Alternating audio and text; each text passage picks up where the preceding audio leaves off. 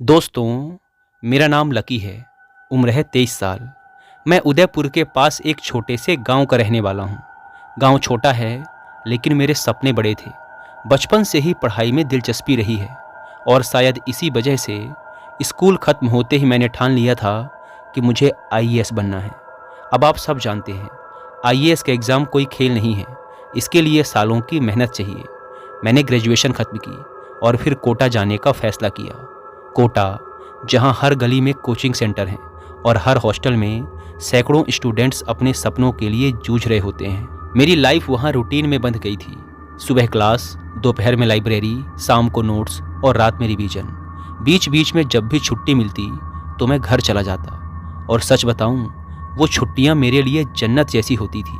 माँ के हाथ का गरम गरम खाना, पापा के बचपन की कहानियाँ और गाँव के पुराने दोस्त, इनके साथ समय बिताकर दिमाग बिल्कुल फ्रेश हो जाता था। लेकिन दोस्तों, एक बार घर लौटने के दौरान मेरे साथ एक ऐसी भयानक घटना घटी जिसकी बुरी यादें आज भी मेरे मन में समाई हुई हैं। उस रात मेरी ट्रेन 11:30 बजे की थी। हमेशा की तरह रिजर्वेशन था, लेकिन मेरी आदत ही ऐसी है कि काम आखिरी टाइम पर करता हूँ। पैकिंग करते करते 10:45 हो गए। घड़ी देखी तो पसीना आ गया। मैं हॉस्टल से नीचे भागा।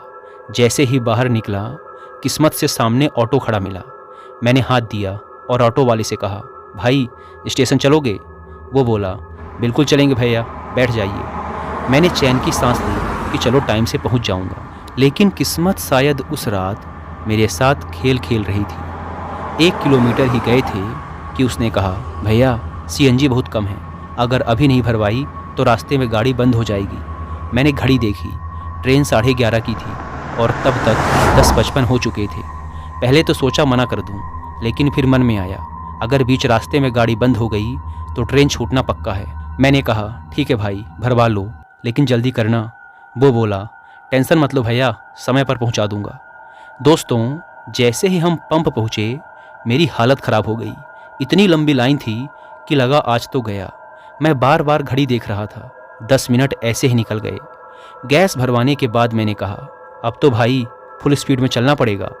वो हंसा और बोला, देख लेना भैया, आज आपको उड़ा कर ले जाऊंगा। और वाकई उसने ऑटो ऐसे भगाना शुरू किया जैसे फास्ट एंड फ्यूरियस का ऑडिशन दे रहा हो। हवा कानों को चीर रही थी और मैं सोच रहा था, अगर आज बच गया तो कसम से टाइम मैनेजमेंट सीख लूँगा। शहर के अंदर घुसे तो सामने रेड सिग्नल हो गया। मैंने कहा, रुक जाओ, लेकिन वह बोला, भैया टाइम नहीं है, क्रॉस कर लेते हैं। मैंने कहा, सोच लो।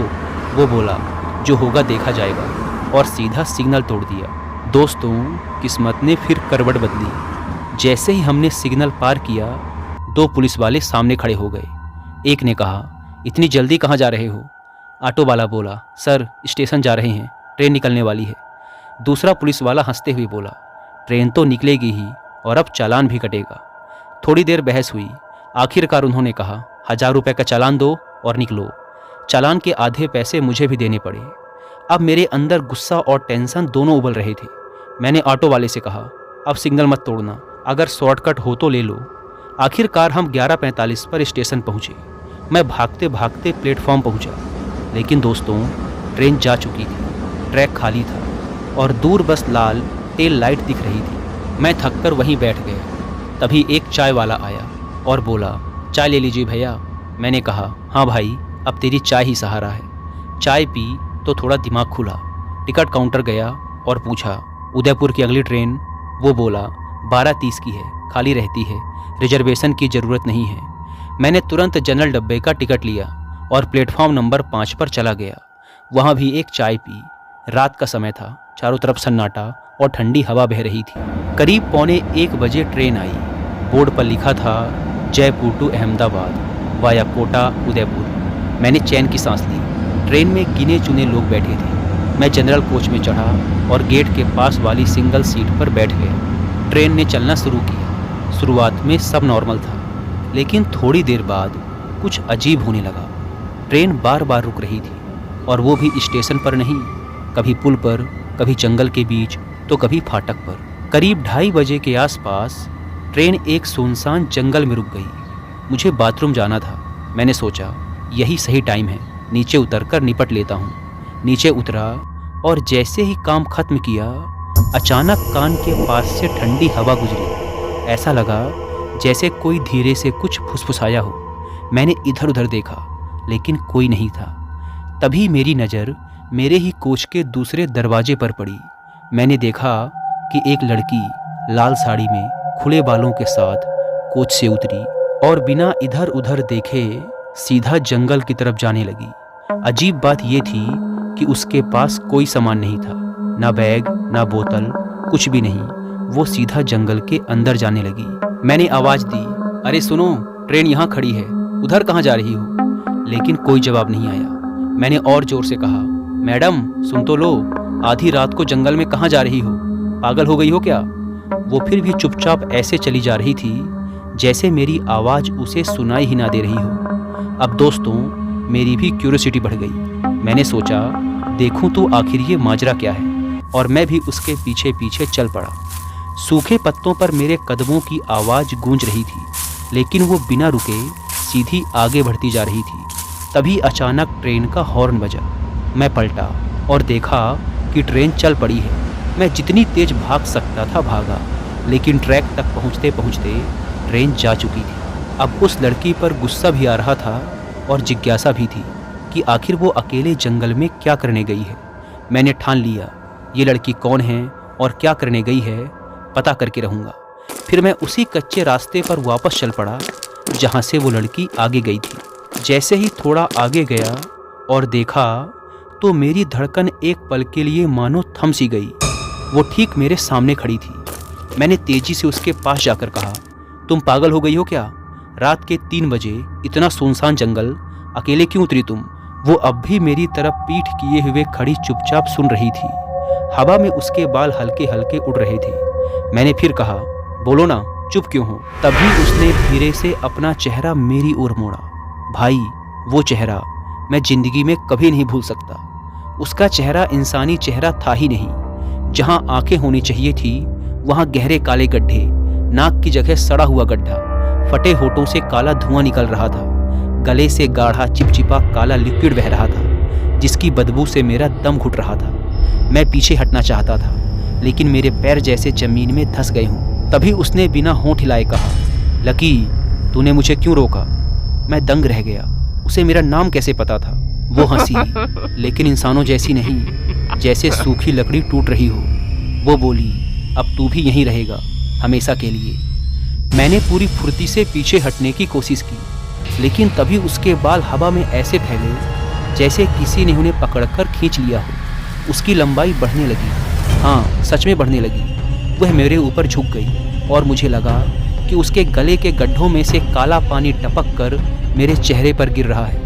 मैं चिल्लाना चाहता था, लेकिन आवाज़ गले में अटक गई। फिर अचानक सब शांत हो गया। हवा रुक गई, पत्तों की सरसराहट बंद हो गई, यहाँ तक कि मेरी धड़कन की आवाज़ भी सुनाई नहीं दे रही थी। उसने अपना ठंडा हड्डियों जैसा हाथ मेरे गले में रख दिया और बोली, अब तू भी मेरा होगा लकी, हमेशा के लिए। और वो पकड़ इतनी मजबूत थी कि मेरा दम घुटने लगा। मेरे कानों के पास उसकी हंसी बार बार गूंज रही थी, और हंसी ऐसी जैसे कोई दो सूखी लकड़ियां आपस में रगड़ रहा हो। मैंने पूरी ताकत से उसका हाथ हटाने की कोशिश की, लेकिन मेरे हाथों में जैसे जान ही नहीं बची थी। मेरे चारों तरफ की हवा भारी हो गई थी और एक अजीब सी गंध फैल चुकी थी, जैसे किसी ने मुझे सड़े हुए मांस के ढेर के बीच फेंक दिया हो। मैं डर के मारे पागल हुआ जा रहा था। वो अब और भी पास आ गई थी, इतनी पास कि उसकी बिना होंठ वाली मुस्कान मेरे चेहरे को छू रही थी। उसके आंखों के काले गड्ढों में अब हल्की हल्की चमक आने लगी थी, और अचानक उसके गले से एक ऐसी भयानक आवाज़ निकली जो मैंने सिर्फ फिल्मों में सुनी थी, जैसे सैकड़ों लोग एक साथ चीख रहे हों, और वह भी मेरे कान के बिल्कुल पास।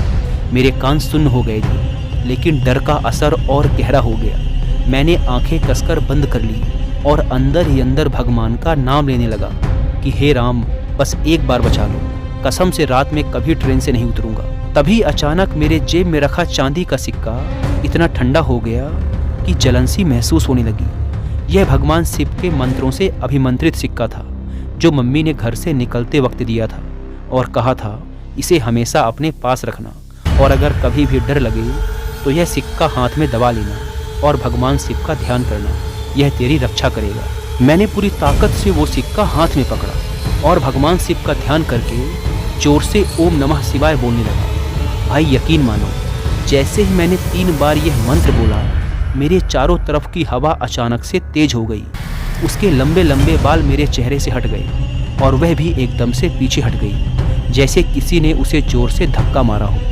उसके मुंह से एक भयानक चीख निकली, इतनी जोर से कि लगा कान के पर्दे फट जाएंगे। वो जमीन पर गिरी और फिर चारों हाथ पैरों के बल उल्टा चलने लगी और कुछ ही सेकंड में घने पेड़ों के बीच गायब हो गई। मैं वहीं जमीन पर बैठ गया और सांसें इतनी तेज चल रही थी कि लगा दिल अभी बाहर आ जाएगा। कुछ मिनट तक वहीं पड़ा हाँफता रहा। फिर जैसे ही होश आया, मैं पूरी ताकत से दौड़ने लगा, उसी दिशा में जहाँ से आया था। भागते भागते पसीने से तरबतर हो गया था और अचानक मुझे दूर से लाइट दिखी। जब पास पहुँचा तो देखा वही ट्रेन, वही जनरल कोच, लेकिन इस बार गेट पर खड़ा गार्ड मुझे हाथ से जल्दी आने का इशारा कर रहा था। जल्दी चढ़ जाओ, आखिरी विसल बज रही है, उसने चिल्लाकर कहा। मैं बिना सोचे समझे कूदकर ट्रेन में चढ़ गया। चढ़ते ही पीछे मुड़कर देखा तो जंगल अंधेरे में गायब हो चुका था, जैसे वहाँ कुछ था ही नहीं। तभी मेरी नज़र गार्ड के चेहरे पर पड़ी। वह मुझे गुस्से से घूर रहा था। उसने कहा, तुम पागल हो क्या?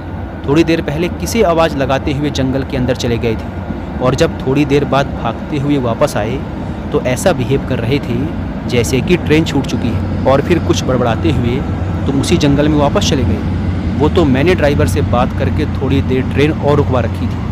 अपने जीवन से प्रेम नहीं है क्या? मैंने चुपचाप उस गार्ड की बातें सुन ली और उससे कुछ भी नहीं कहा, और कहने का कुछ मतलब भी नहीं था। वह विश्वास तो करता नहीं।